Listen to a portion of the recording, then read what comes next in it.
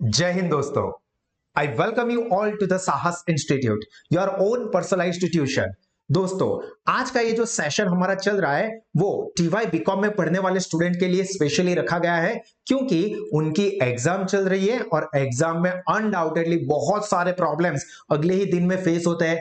पढ़ने में मूड नहीं रहता है, याद नहीं रहता है, सब कंफ्यूजन सा हो जाता है। तो यहां पे आपको बिल्कुल भी टेंशन ना हो और आपकी बहुत ही स्मार्ट वे पे बहुत ही कम टाइम देके, मतलब अप्रोक्सीमेटली 1.5 घंटे के अंदर आपके कल का जो बिजनेस लॉ का पेपर है उसके लिए सारे इंपॉर्टेंट एमसीक्यूज और उसके रिलेवेंट जितनी भी जरूरी इंफॉर्मेशन है जो कि आपको समझनी चाहिए, वो सारी की सारी मैं इस 3 सेशन के अंदर कवर कर रहा हूं, जिसका पहला सेशन ऑलरेडी दे दिया है। अभी ये सेकंड सेशन है और इसके बाद थर्ड सेशन भी आने वाला है। तो इन तीनों सेशन को जरूर देखिए ताकि सिर्फ 1.5 घंटे में आपकी एग्जाम की एक्सीलेंट प्रिपरेशन हो जाए। और अगर आप टीवाई बीकॉम के बाद अपना एक एक्सीलेंट करियर बनाना चाहते हो, अभी आपको फील होता है कि हम लोगों ने टीवाई बीकॉम तो कंप्लीट किया या कंप्लीट हो रहा है, पर उसके बाद अभी भी फ्यूचर के लिए कुछ हमको श्योरिटी नहीं दिख रही है, तो मैं आपको डेफिनेटली सजेस्ट करूंगा कि टीवाई बीकॉम के बाद आप 2 से 2.5 साल दीजिए और अपना प्रोफेशनल करियर बनाइए इन कंपनी सेक्रेटरी कोर्स, जो कि जर्नी होती है आपकी क्लासरूम से लेके कंपनी के बोर्ड रूम की। बहुत ही एक्सीलेंट करियर अपॉर्चुनिटीज है, बहुत ही हाई पैकेजेस मिलते हैं, तो आप लोग इनके बारे में जरूर से सिंसियरली सोचिए। अगर आपको इसमें कुछ कंफ्यूजन है, कुछ और इंफॉर्मेशन चाहिए, क्या पढ़ाई होती है, कितना खर्चा होता है, कितना स्कोप होता है, तो आप हमारा कांटेक्ट भी कर सकते हैं। मैं आपको सारी इंफॉर्मेशन इन डिटेल दूंगा। But believe me, lowest fees पे कॉमर्स स्ट्रीम में एक्सीलेंट करियर बनाने के लिए ये एक बहुत ही बेहतरीन रास्ता है, तो उसके बारे में आप सिंसियरली सोचिए। और चलिए अब हम लोग हमारे टॉपिक पे आ जाते हैं, बिजनेस लॉ के एमसीक्यूज का डिस्कशन आगे कंटिन्यू करते हैं। चलिए, तो यहां पे सेकंड सेशन में हम लोग डिस्कस करते हैं हमारा आगे का MCQ. A contract is an agreement the object of which is to create. देखो, कोई भी कॉन्ट्रैक्ट होता है जिसका ऑब्जेक्ट क्या होता है, तो ये हमारे यूनिट 1 के चैप्टर 1 में पहले ही टॉपिक में और दूसरे ही टॉपिक में कवर हो जाता है कि जिसका पर्पस लीगल रिलेशनशिप क्रिएट करना होता हो, which gives rise to the legal relation. तो यहां पे आंसर होगा हमारा ऑप्शन बी। उसके बाद, out of the following which is the determining factor for competency to the parties. मतलब पार्टी कॉन्ट्रैक्ट करने के लिए कैपेबल, कॉम्पिटेंट है या नहीं, वो कैसे पता चल सकता है? तो ये हमारे यूनिट 1 के चैप्टर नंबर 5 के टॉपिक 1 में आपको डिटेल में मिलेगा, जिसके अंदर देखो माइनॉरिटी है तो वो पर्सन कॉन्ट्रैक्ट नहीं कर सकता, मैट्रिमोनियल रिलेशन ये भी नहीं है, सोशल स्टेटस, कॉन्ट्रैक्ट किस बेस के ऊपर डिपेंड होता है? On the basis of your age of majority, जो कि नॉर्मली 18 साल की होती है, ये याद रखना, और कुछ केस में ये 21 ईयर होते हैं। Then 8, when a person is said to be consented when the agree to do some positive act, when he has done something, when he agree upon the same thing in the same sense, very important, जिसके लिए एक maxim है क्या? consensus ad idem, agreeing of mind, या तो फिर agreeing on the same thing same sense। तो यहां पे हमारा आंसर रहेगा ऑप्शन सी, जो कि आपको यूनिट 1 के चैप्टर 1 में पहले ही टॉपिक में मिल जाएगा। Then next MCQ, according to Indian majority act, a person in whose case guardian और वार्ड हैज बीन अपॉइंटेड। ये इंपॉर्टेंट है, जो पहले सेशन में भी एमसीक्यू आ गए हैं। तो उस केस में एज ऑफ मेजॉरिटी क्या होती है दोस्तों? 21 ईयर। आपको ये वर्ड देखना है, गार्डियन और ward has been appointed by the court, और प्रॉपर्टी के साथ जुड़ा हुआ है, तो यहां पे एज ऑफ मेजॉरिटी मानी जाती है 21 years. Then an agreement to do an impossible act. अब देखो, कोई भी इम्पॉसिबल एक्ट हो तो वो कॉन्ट्रैक्ट करना, ये दोस्तों पहले से ही वॉइड होता है। ये लास्ट सेशन में भी हमने डिस्कस कर दिया था, मैंने एग्जांपल दिया हुआ था डिटेल वीडियो सेशन के अंदर कि पीके मूवी में आमिर खान क्या करता है, वो हाथ पकड़ के सारी इंफॉर्मेशन ट्रांसफर मार देता है। उस तरह से मैं आपको कहता हूं कि मैं आप लोगों को मेरे माइंड में जितनी भी पूरी इंफॉर्मेशन है स्टडी रिलेटेड, वो सिर्फ मैं 1000 रुपए के बदले में आपके माइंड में ट्रांसफर मार दूंगा। अब ये ट्रांसफर कर देना ये पॉसिबल ही नहीं है कि मेरी इंफॉर्मेशन आपके माइंड में चली जाए, तो ये इम्पॉसिबल करने, एक्ट करने का कॉन्ट्रैक्ट वो वॉइड होता है।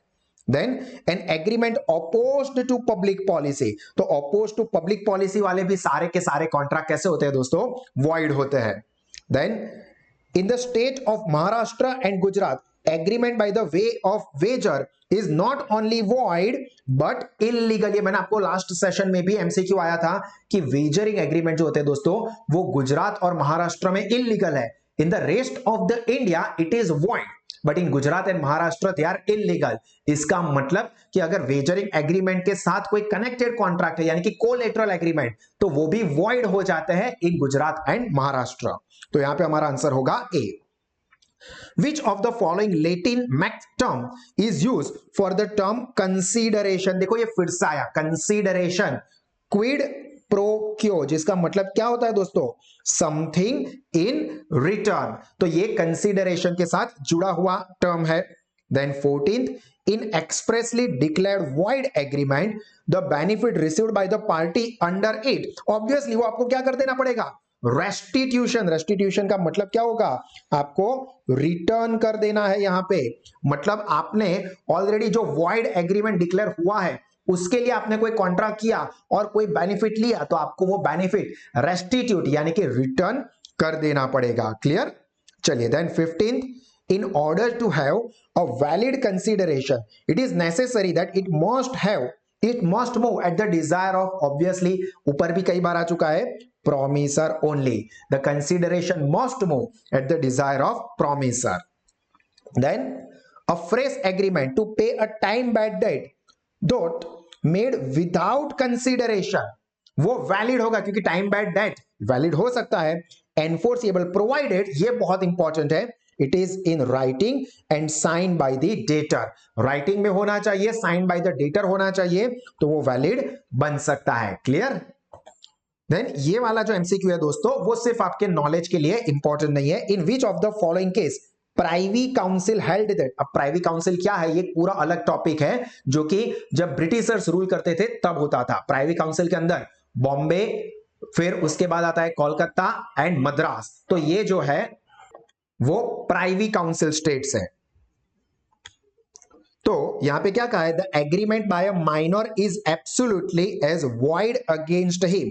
ये आया था मोहरी बीवी वर्सेस धर्मदास. ये सिर्फ और सिर्फ नॉलेज के लिए आप याद रखोगे. Clear? Then when the guarantee extends, ये इंपॉर्टेंट वर्ड है, extend to the series of distinct यानी कि अलग अलग एंड सेपरेबल ट्रांजैक्शन. तो देखो यहां क्या हो रहा है? एक्सटेंड हो रहा है मतलब आगे बढ़ रहा है, तो उसको कहेंगे हम लोग यहां पे, ये एक आंसर गलत है, यहां पे आएगा कंटिन्यूइंग गारंटी. देखो when guarantee extend to the series of distinct and separable transaction, extend हो रही है तो यहां पे आंसर होगा option C, continuing guarantee and not option B. ये एक आप करेक्शन कर देना. Then consideration in gift passes only from one person to another, क्योंकि ऑब्वियसली गिफ्ट है जो वन पर्सन दूसरे पर्सन को देते हैं. देन ये सारी चीजें कुछ बेसिक नॉलेज की है, ये भी एमसीक्यू के लिए आपको पता होना चाहिए. The contract act 1872 was enacted, मतलब कब बना था? तो ऑन 25 अप्रैल 1872. जबकि ये एनफोर्स कब हुआ था यानी कि एप्लीकेबल कब हुआ था? तो the contract act 1872 was enforced on 1 सितंबर 1872. याद रखना एनेक्ट हुआ था 25 अप्रैल, जबकि एनफोर्स हुआ था या एप्लीकेबल हुआ था 1 सितंबर 1872. जिसके अंदर कि कितने सेक्शन है? तो the contract act 1872 consist of 266 section. ये आपको याद रखना होगा, इसमें समझाने वाली बात नहीं है, इतने सेक्शंस ये कॉन्ट्रैक्ट एक्ट के अंदर है. और यहां पे जो चैप्टर्स है, definition are provided in the section 2 of the contract act. मतलब जो डेफिनेशंस है ये कॉन्ट्रैक्ट एक्ट के सेक्शन 2 में दी हुई है. Then when one person signifies to another his willingness to do or abstain from doing anything with a view to, ये important, obtaining the consent of the other person to such act or abstinence, he said to make an offer या तो proposal. याद रखना ये unit 1 के chapter 1 के topic 1 में ही आ जाता है. ऑफर या proposal, when one person signifies his willingness to do or not to do something for another person with a view to obtaining his assent. तो इसको कहते हैं हम लोग प्रपोजल या तो offer. Then when a person to whom the proposal is made signifies his assent, मतलब जिसको प्रपोजल दिया हुआ है वो उसको एक्सेप्ट कर लेता है, मतलब सिग्निफाइज हिज असेंट, अपनी हां बताता है that to the proposal, then the accepted proposal it become promise. तो जब सामने वाला पर्सन जिसको की ऑफर की गई है वो अपनी एक्सेंट दिखाते हैं तो वो बन जाती है प्रॉमिस। ये ऊपर भी आगे आ चुका है। Person making the proposal obviously is called promiser और ऑफरर, क्योंकि वो ऑफर कर रहा है, या प्रपोजर भी कह सकते हैं क्योंकि वो प्रपोज कर रहा है। A person to whom the proposal is made, जिसको ये ऑफर या प्रपोजल किया गया है उसको हम कहेंगे promisee. Then every promise and every set of promise forming consideration for each other is called an agreement। ये भी यूनिट 1 के चैप्टर 1 का पहला ही टॉपिक है, मैंने बता दिया है। ऑफर, एक्सेप्टेंस, एग्रीमेंट, कॉन्ट्रैक्ट, ये सारी की सारी चीजें पहले ही टॉपिक में है। तो एग्रीमेंट क्या है? Every promise and every set of promise forming consideration for each other is an agreement, and there are 4 essential ingredients for a contract. देखो आपको पढ़ने बहुत सारे हैं पर जो इंपॉर्टेंट इंग्रेडिएंट्स है वो 4 ही है, और वो कौन कौन से हैं तो मैंने यहां पे आपको बता दिया है, क्योंकि आप पैम्पलेट में देखोगे तो आपको तो ज्यादा दिखेंगे तो कंफ्यूजन हो जाएगा कि सर पैम्पलेट में तो 7 है 8 है तो यहां पे 4 क्यों? क्योंकि ये 4 मोस्ट इंपॉर्टेंट इंग्रेडिएंट्स है, और वो कौन कौन से हैं? Offer, acceptance, legal relation and consideration. ये 4 नाम भी आप याद रखोगे। रेसिप्रोकल कॉन्ट्रैक्ट मींस, अब देखो रेसिप्रोकल मतलब मैंने आपको कहा, आपने मुझे बताया, मतलब साम सामने, यानी कि बायलेटरल कॉन्ट्रैक्ट। बायलेटरल का मतलब क्या होता है? Two sided. तो जो रेसिप्रोकल कॉन्ट्रैक्ट होता है वो टू साइडेड यानी कि बायलेटरल होता है। Then promise which forms the consideration or part of the consideration for each other। तो देखो वो प्रॉमिस कि जो दूसरे की प्रॉमिस के लिए कंसीडरेशन बनता है, तो यहां पे क्या होगा? ऊपर जो देखा वही रेसिप्रोकल प्रॉमिस, कि मेरी प्रॉमिस आपके लिए कंसीडरेशन, आपकी प्रॉमिस मेरे लिए consideration, then it is called reciprocal promises. Clear हो रहा है यहां तक दोस्तों? देन आगे क्या कहा है? Agreement not to enforceable by law. अब देखो जो एग्रीमेंट एनफोर्सिएबल ही नहीं है वो क्या बन जाएगा? Void agreement. वॉइड कॉन्ट्रैक्ट नहीं हो दोस्तों, एनफोर्सिएबल ही नहीं है तो कॉन्ट्रैक्ट बना ही नहीं है, तो ये वॉइड एग्रीमेंट बन के रह जाता है। Then an agreement enforceable by law, देखो जो एग्रीमेंट एनफोर्स हो जाता है वो बनेगा कॉन्ट्रैक्ट, और जो एनफोर्स नहीं हो सकता वो बन के रह जाता है वॉइड एग्रीमेंट। इस डिफरेंस को समझ के माइंड में फिट कर देना कि agreement not enforceable, void agreement. Agreement enforceable, it becomes contract. Then 35, an agreement which is enforceable by law at the option of one or more parties but not at the option of the other party। तो ये already आगे आ चुका है voidable contract. एक party contract को enforce करवा सकती है और दूसरी पार्टी इस कॉन्ट्रैक्ट को स्टॉप कर सकती है, then it is termed as voidable contract। Then a contract which ceases to be enforceable by law becomes void when it ceases to be enforced, then it is called void contract। मतलब पहले valid था but बाद में it ceases to be enforceable, मतलब बाद में ऐसा कुछ होता है कि अब ये कॉन्ट्रैक्ट को हम एनफोर्स नहीं कर सकते। तो कॉन्ट्रैक्ट तो बन चुका है, अगर पहले से ही एनफोर्सिएबल नहीं है तो वो वॉइड एग्रीमेंट। कॉन्ट्रैक्ट बना तब वो वैलिड था बट बाद में वो एनफोर्सिएबल नहीं रहता है तो वो बन जाता है वॉइड कॉन्ट्रैक्ट। ध्यान रखना दोनों में डिफरेंस है, void contract and void agreement. Void agreement क्या होता है? जो एग्रीमेंट पहले से ही एनफोर्सिएबल नहीं, वॉइड एग्रीमेंट। वॉइड कॉन्ट्रैक्ट क्या है? कि पहले कॉन्ट्रैक्ट बना तब एनफोर्सिएबल था but later due to some things वो एनफोर्सिएबल नहीं रह पाता है और इसलिए वो बन जाता है void contract. Then a propose by letter to sell a house to be, the communication of the proposal is complete. अब देखो लेटर भेज के यहां पे प्रपोज किया है तो ये कब खत्म होगा? When it comes to the knowledge of B. इसके लिए मैंने आपको लास्ट टाइम भी बताया यूनिट 1 चैप्टर 2 का topic 6 communication of offer, communication of acceptance and revocation. ये 3 टॉपिक इस के अंदर मैंने कवर किए हुए डिटेल में विद एग्जांपल समझाया हुआ है, तो उस वीडियो को देख लो। ये मैं आपको इसलिए सजेस्ट कर रहा हूं कि वहां से आपको डेट देके भी कोई एग्जांपल के फॉर्म में एमसीक्यू आ सकता है। चलिए उसके बाद section 5 of the contract act deals with, तो याद रखना सेक्शन 5 किसके साथ डील करता है? Revocation of proposal and acceptance, जो भी इसी टॉपिक के अंदर दिया हुआ है। Then a proposal may be revoked in the ways as are provided in the section. तो देखो यहां पर ही देख लिया कि रिवोकेशन और प्रपोजल के रिलेटेड यानी कि रिवोकेशन रिलेटेड प्रोविजन कहां पे दिए है, सेक्शन नंबर 5 में। तो यहां पे देखो सेक्शन पूछा है कि रिवोकेशन के बारे में इंफॉर्मेशन कहां है, तो ऑब्वियसली आंसर क्या आएगा, section 5। Then as per the section 6 the contract act 1872 there are 4 ways of the revocation of proposal. जो भी इस टॉपिक के अंदर समझाया हुआ है 4 तरीके से यहां पे रिवोकेशन हो सकता है। क्लियर, ये सारे सेक्शंस को आप लोग समझ के याद रखने की कोशिश करोगे।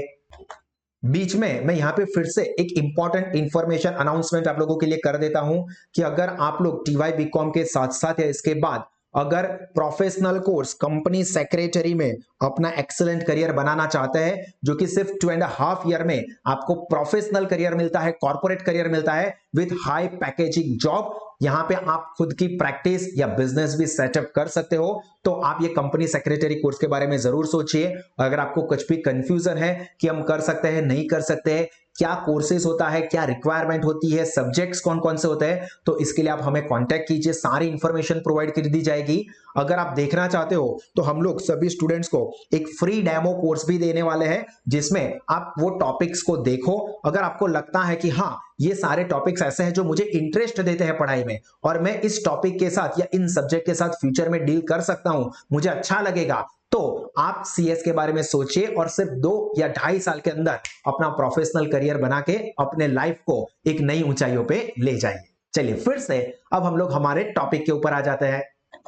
देन नेक्स्ट एमसीक्यू है हमारा, अ proposal may be revoked at any time. मतलब प्रपोजल को हम कभी भी रिवोक यानी कि कैंसिल कर सकते हैं। अब कब, तो before the communication of its acceptance and before the rejection of its communication. तो ये दोनों ही चीजें यहां पे कवर होती है और ये भी इसी टॉपिक का हिस्सा है और इसीलिए मैंने कहा कि इस वीडियो को आप फिर से एक बार देख लीजिएगा। चलिए then 42, in order to convert a proposal into a promise its acceptance must be। कैसी एक्सेप्टेंस होनी चाहिए, तो देखो कंडीशनल एक्सेप्टेंस थोड़ी चलेगी, कोई शर्त के बिना एज इट इज आपको पूरा एक्सेप्टेंस करना पड़ेगा। मतलब एक तो अनकंडीशनल होना चाहिए एंड एब्सोल्यूट। एब्सोल्यूट मतलब संपूर्ण, कंप्लीट, जो है सारी की सारी टर्म्स के साथ एक्सेप्ट करना पड़ेगा। मतलब सपोज कोई लड़का है वो लड़की को एक्सेप्ट करता है, तो वो जो है एज इट इज उसको एक्सेप्ट करना है। फिर तू ये चेंज कर, तू वो चेंज कर, तू ऐसा करेगी, ये ऐसा करेगी तो मैं तुझे शादी करूंगा, या ये वो, यहां पे ऐसा नहीं चाहिए। क्या चाहिए, as it is, absolute and unconditional. तू जैसी है या तू जैसा है मुझे वैसा ही पसंद है, ऐसा एक्सेप्टेंस ही प्रॉमिस बना सकता है। ये आपकी लाइफ के लिए भी याद रखना दोस्तों। चलिए then all the agreements are contract if they are made by the free consent of the parties competent to a contract for lawful consideration and lawful object। ये ऑलरेडी आ चुका है कि कॉन्ट्रैक्ट के अंदर ऑब्जेक्ट और कंसिडरेशन कैसा होना चाहिए, ऑब्वियसली लॉफुल होना चाहिए। अनलॉफुल या जो कोई भी हो वैसा तो चलेगा नहीं। कॉन्ट्रैक्ट के लिए कंसिडरेशन एंड ऑब्जेक्ट ये दोनों लॉफुल होने चाहिए।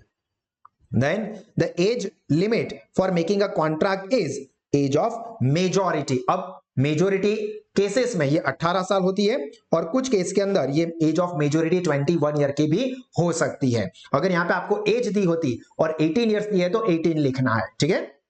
चलिए, a contract made by lunatic, फिर से आ गया, देखो आप लोगों की बात हो रही है। ल्यूनेटिक के साथ कॉन्ट्रैक्ट मतलब पागल इंसान के साथ कॉन्ट्रैक्ट करते हैं तो वो कॉन्ट्रैक्ट क्या हो जाता है दोस्तों, वॉइड हो जाता है। पर जब ल्यूनेटिक पर्सन अपने ल्यूसिड इंटरवल में हो, मतलब पागलपन के दौरे पड़ते हैं, कुछ टाइम पे वो समझदार बन जाता है मेरे जैसा, तो अपने समझदारी के इंटरवल में वो कॉन्ट्रैक्ट करता है तो वो वैलिड रहता है। अदरवाइज ल्यूनेटिक पर्सन के साथ कॉन्ट्रैक्ट वॉइड होते हैं। Then free consent is blank element for the contract element यानी कि फीचर्स। तो ऑब्वियसली ये एक बहुत ही इंपॉर्टेंट एलिमेंट है यानी कि essential element of the contract. Then the term consent, consent मतलब permission, means voluntary accordance with or concurrence in what or concurrence in what is done or proposed by the other। तो इसको कहते हैं यहां पे consent, मतलब जो कहा गया है उसके साथ सहमत होना। Then free consent is defined in section 14 of contract act. ये आपको याद रखना पड़ेगा। फ्री कंसेंट कौन से सेक्शन में दी गई है? सेक्शन नंबर 14 में।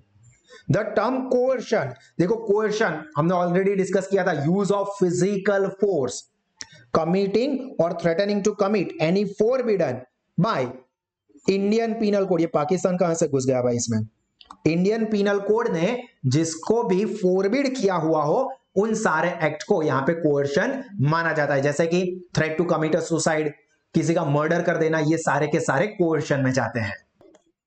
अब देखो दोस्तों, यही एमसीक्यू इस तरह से भी आ सकता है, द कमिटिंग और threatening to commit any act forbidden by Indian penal code और unlawful detaining or threatening to detain any property to the prejudice of any person, whether with the intention of causing any person to enter into an agreement, is called coercion। ये main word है, committing और threatening to commit any act which is forbidden by IPC, Indian Penal Code, तो उसको कहा जाता है coercion। Clear?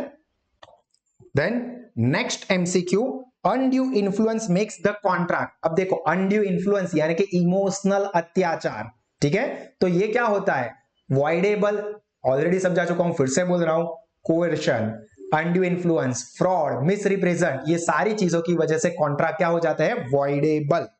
Then 52, a man enfeebled by the disease, मतलब कोई बीमारी में पड़ा हुआ इंसान, by disease or age is induced by, included by नहीं है, इंड्यूस्ड है, induced by B's influence over him as his medical attendant to agree to pay bill an unreasonable sum for the professional services. तो देखो यहां पे क्या हो गया? डॉक्टर और पेशेंट जैसे हो गया कि भाई कोई बंदा है अपनी कोई बीमारी में पड़ा हुआ है, तो उस बीमारी की वजह से सामने वाला पर्सन उसके पास अनरीजनेबल अमाउंट चार्ज करता है, तो ये अनड्यू इन्फ्लुएंस में आता है दोस्तों। बी एम्प्लॉयज अनड्यू इन्फ्लुएंस, उसका एग्जांपल मैंने इस सेशन के अंदर डिटेल में समझाया हुआ है। Than fraud is defined under section 17, तो ये भी आप याद रखना, जो फ्रॉड है ये 17 नंबर के सेक्शन में कॉन्ट्रैक्ट एक्ट में डिफाइन किया गया है। और ये फ्रॉड का मतलब क्या होता है दोस्तों? तो एक्टिव कंसीलमेंट, कंसीलमेंट मतलब छुपाना, hide, for fact with the knowledge and belief of the fact, and second doing any fitted to deceive। देखो deceive का मतलब क्या होता है? किसी को सी बनाना, उल्लू बनाना। सी का मतलब क्या होता है? बेवकूफ। सी स्टैंड्स फॉर बी, बेवकूफ, ठीक है, समझने वाले समझ गए। बट तो कोई भी एक्ट ऐसी डिसीव करने वाली यानी कि बेवकूफ बनाने वाली, ये भी यहां पे फ्रॉड होता है। तो आंसर क्या रहेगा? Option C, both A and B. Then 55, the suggestion as a fact of that which is not true by one who does not believe it to be true, मतलब जो बोल रहा है उसके हिसाब से गलत है और वो खुद भी मानता है कि ये गलत ही है भाई। and the active concealment of the fact by one having the knowledge or belief of the fact is called fraud। मतलब मैं कोई स्टेटमेंट बोल रहा हूं और मुझको पता है कि ये स्टेटमेंट गलत है, मैं खुद भी मानता हूं कि ये गलत है और फिर भी मैं बोल रहा हूं, तो वो फ्रॉड हुआ। हाँ, मैं कोई गलत स्टेटमेंट बोल रहा हूं पर मैं ये मानता हूं कि शायद ये सही है, मुझे ऐसा लगता है, तो ये फ्रॉड नहीं होगा, ये होगा मिस रिप्रेजेंटेशन। पर जब मैं कोई गलत स्टेटमेंट बोलता हूं जो खुद मैं मानता हूं कि ये गलत ही है, सामने वाले को सी मतलब बेवकूफ बनाने के लिए ही है, तो वो फ्रॉड माना जाता है। Then coercion, fraud, misrepresentation makes the contract, आगे भी आ गया क्या? voidable at the option of the party whose consent so caused, यानी कि एग्रीव्ड पार्टी। तो एग्रीव्ड पार्टी के हिसाब से वो सारे के सारे कॉन्ट्रैक्ट क्या हो जाते हैं दोस्तों? voidable। यहां पे एक अनड्यू इन्फ्लुएंस नहीं लिखा, वो भी आप गिन लो। Every agreement by which any party thereto is restricted absolutely from enforcing his right under or in respect of any contract by usual legal proceeding in the ordinary tribunal, tribunal यानी कि normal कोई भी court में case चलाने से उसको रोका जा रहा है, which limits the time within which he may thus enforce his right। तो ये क्या हो जाएगा? void contract। क्यों? क्योंकि ये क्या है? यहां पे स्टिफलिंग इन प्रोसिक्यूशन ऑलरेडी आगे आ चुका है कि प्रोसिक्यूशन मतलब कोर्ट में जो केस चल रहा है आप उसको डिस्टर्ब करने की कोशिश कर रहे हो, तो ये ऑपोज्ड टू पब्लिक पॉलिसी है, and opposed to public policy मतलब वॉइड माना जाएगा। Then next A's son has forged B's name. A के बेटे ने बी का नाम, वो आप करते ही हो, रिजल्ट आ गया, पापा की साइन करवा के लाओ, ओ मैं खुद पापा, या दोस्त बन जाते हैं, भाई वैसे भी तेरा बाप तो मैं ही हूं, ला मैं साइन कर देता हूं, तू मेरे पे साइन कर दे। तो देखो, A's son forged B's name to a promissory note. B, under the threat of prosecuting A's son, obtained a bond from A for the amount of forged note. If B sues on this bond, तो सबसे पहला तो ये आपके syllabus का हिस्सा ही नहीं है दोस्तों, पर नॉलेज के लिए जान लो कि यहां पे कोर्ट क्या करेगी, court can accept the suit, क्योंकि फॉर्जरी हुई है यहां पे।